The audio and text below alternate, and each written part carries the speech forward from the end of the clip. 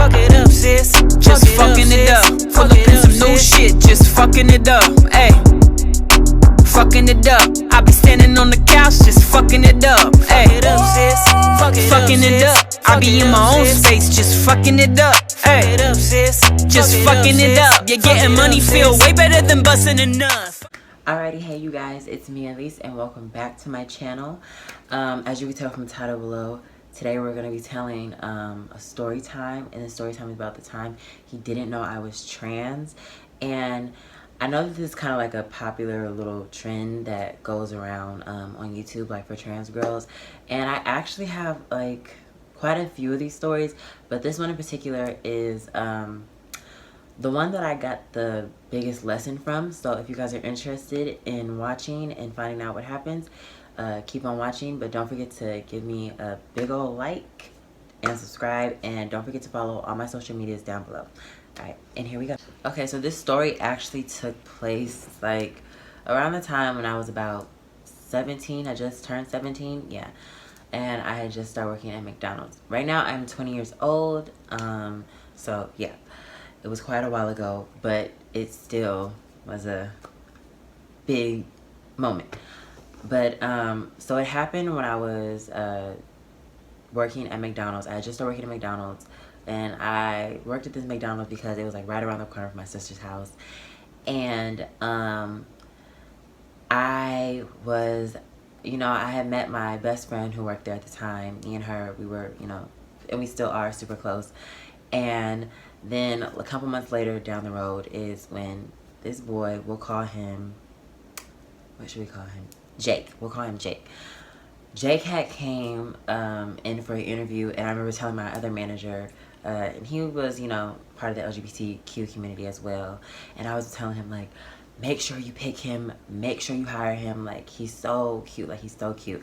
And then he was like, okay, Mija, like, I'll hire him for you, like, da-da-da. So he ends up getting hired, and when we get there, like, you know, we talk like more. He's like he's kind of shy when we first meet, and like he doesn't really talk, and we both are kind of shy. But like as soon as we get to like the more we get to know each other, actually, like the more closer that we get. But for a moment we kind of like stopped liking each other, and I thought he wasn't really interested in me. I thought he liked my friend at the time. So then for a moment I was kind of like, oh, you know, he doesn't really like me.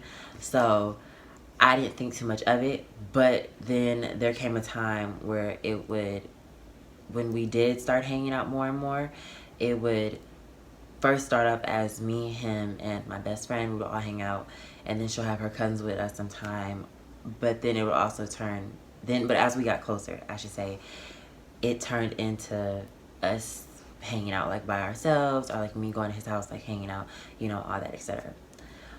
But this whole time, like, you know, he didn't know that I was trans. And the only reason why I didn't disclose this was because I was unsure of what we were. I didn't think that, like, me and him were going to be anything. I didn't think we were anything.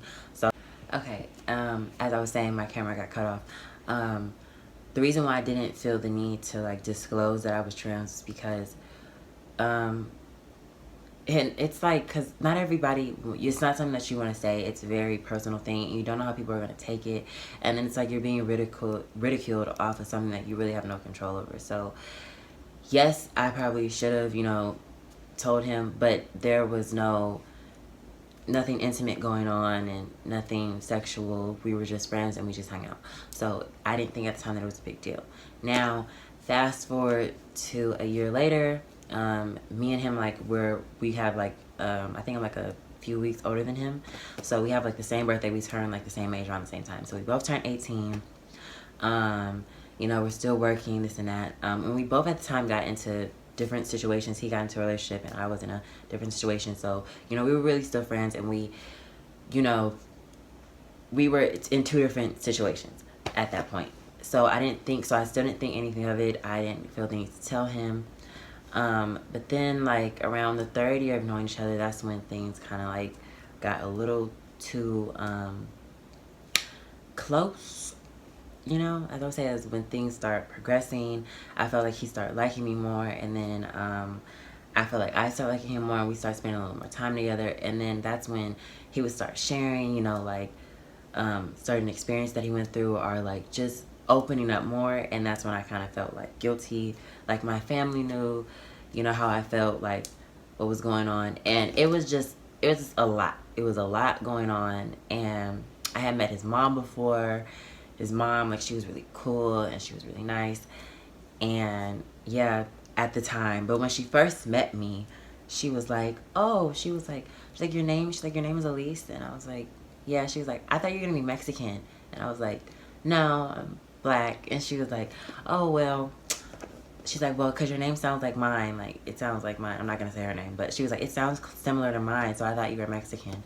And that kind of like, it didn't rub me the wrong way, but I guess, like, looking back on it now, once we get deeper into the story, it was like, okay. Like, it should have been kind of a red flag, but not really. So then, yeah, like, on with the story, we start getting really close in this, like, last year of us being, like, friends and our friendship or whatever our situation is.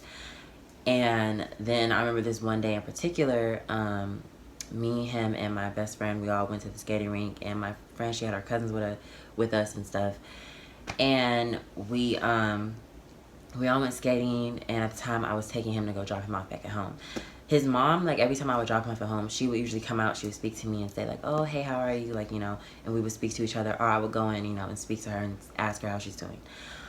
But this time, you know, she came outside, like, meeting us how we usually were, and while we were at the skating rink, there was, like, this very beautiful, attractive, biracial girl. And me and him, like, I made a joke, and I was like, I bet you I could get her number before you. So we were, like, making this joke about, like, who would get her number first. But then she actually, like, ended up asking me for my number, which was, like, a whole nother story that if you guys want, we can get into. But yeah, so basically he's telling his mom, like, what happened and, like, what's funny, and he goes, like, oh, like, mom, he's like, you should have seen, he's like, this is, like, very beautiful, like, biracial, like, black girl at the skating rink, and, like, she asked for Lisa's number, and then she goes, like, Jake, don't say that. And then he's like, why, and she's like, because, she goes, you know what I told you. So I'm thinking she's gonna say, like, don't say, like, black girl, just call her beautiful, something along those lines, because she's been nothing but sweet since I've known her. Then she goes, you know I told you can't marry a black girl. And I'm like, what? And she looks at me and goes, yeah, he can't marry a black girl.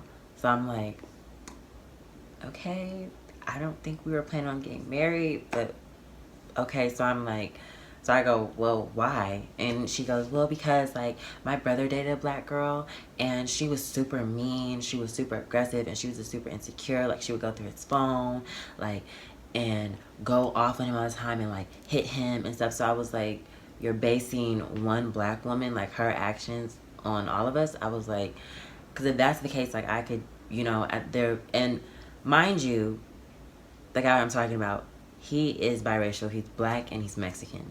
So his father is black. So I was just saying, like, I don't know if she had, like, something against just black women in general and not black men, but I was, like, confused. I was like, your son is black, you know? Like, how could you not be okay with him dating someone of his race? And she was like, yeah, because, you know, Jake is going to need a beautiful Mexican woman who's going to cook for him, clean for him, and have babies for him. And she was like, and I'm not saying that you're not beautiful or anything, Elise. You're very beautiful. You're very beautiful. But I just want beautiful grandkids. Seriously? I was like, beautiful grandkids? I was like, so just because you said, oh yeah, you're really beautiful, Elise, no, like, you don't think I'm beautiful. You just don't think black is beautiful at all. Like, so if you had biracial or black grandkids, you know, that would upset you and you wouldn't think they were cute. And I was like, so they kind of feel like, well, how do you feel about Jake? Like, that's your son and he's black. Like, how do you feel about him? So yeah, after that, I feel like, well, after she said all that, I was just like, I'm not one to argue or go off on anyone's parents.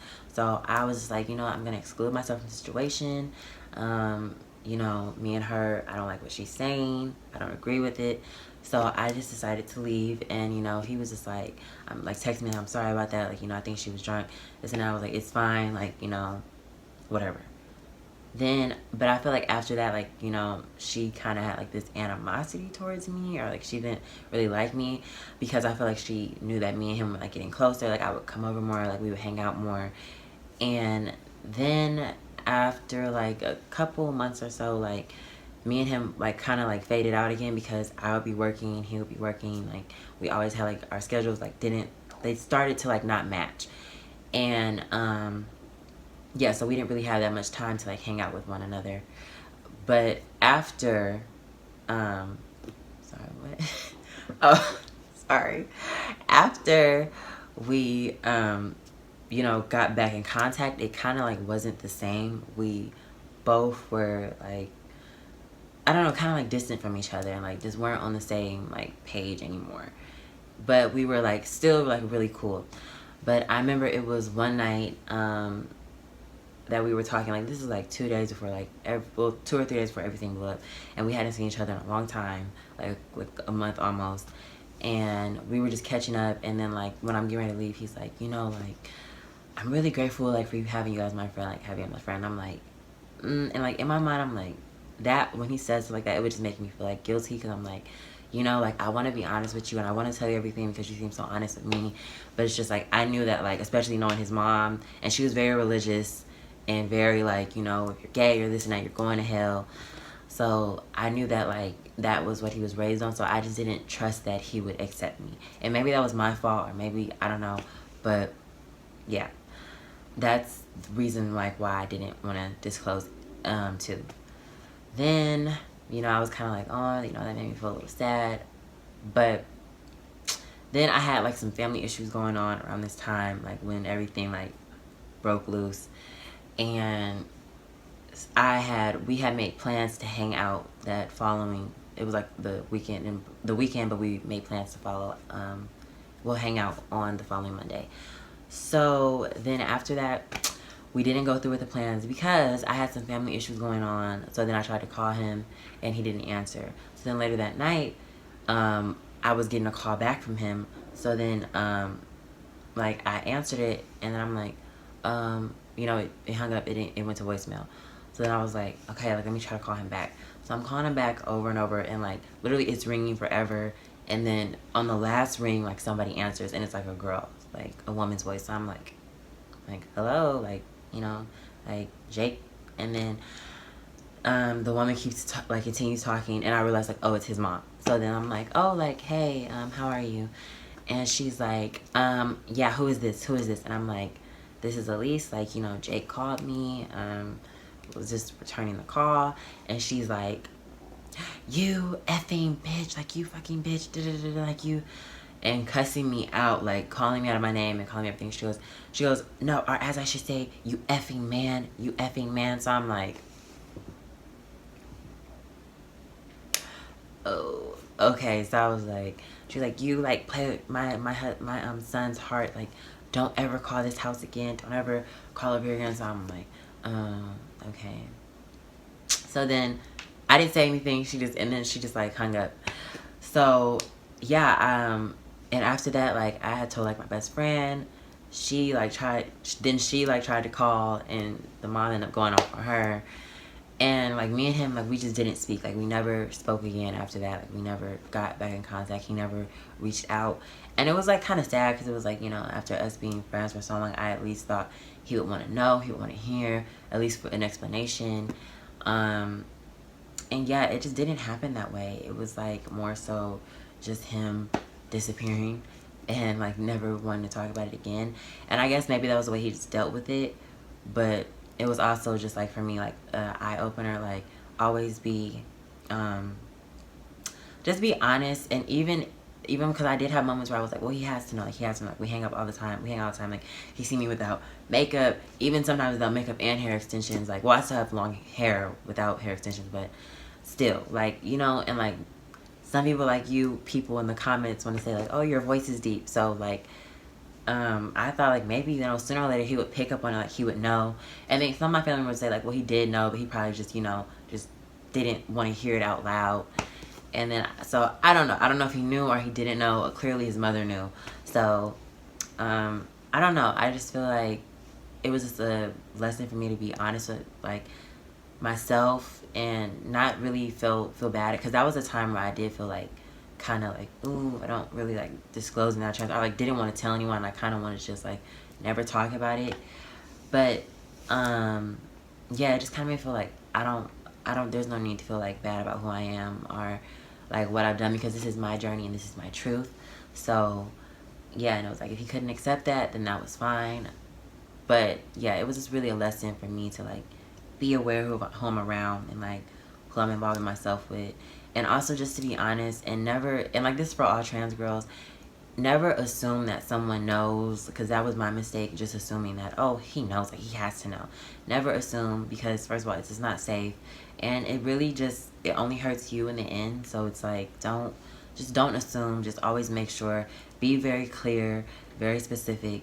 And it's like, as long as you're doing that and they still want to say, you know, oh, I didn't know, or it's an issue, there's really nothing you can do about it. You know, as long as you were honest and truthful, which I feel like all trans girls, it's not always easy, because trust me, it was not easy for me, and I still have moments where I have to learn. But there are moments when it's okay, you don't have to say it. Like when you first meet somebody, like, oh, hi, like I'm so and so and I'm trans, like you don't have to say that all the time, no. But it's better just to be, you know, honest with whoever you're involved with, or if you have feelings for someone and you want to take it to the next level, it's better just to be honest. And yeah, so that's all I have to say for this video. I hope that, you know, it wasn't that big of a story, nothing really crazy happened. If you guys do want some more crazier stories or some more, you know, crazier experiences, let me know. I thought I'd just ease you guys into like that with that story. Yeah, so if you guys want more stories, I'm also thinking about vlogging. Let me know if you guys want to, you know, see that. Yeah, and I have like a lot of more stuff that I want to do on my channel. So that is it for this video. You guys, make sure you guys give this video a like, subscribe, and don't forget to follow all my social medias down below. I'll have them in the description box. And yeah, until next time, you guys, stay pretty.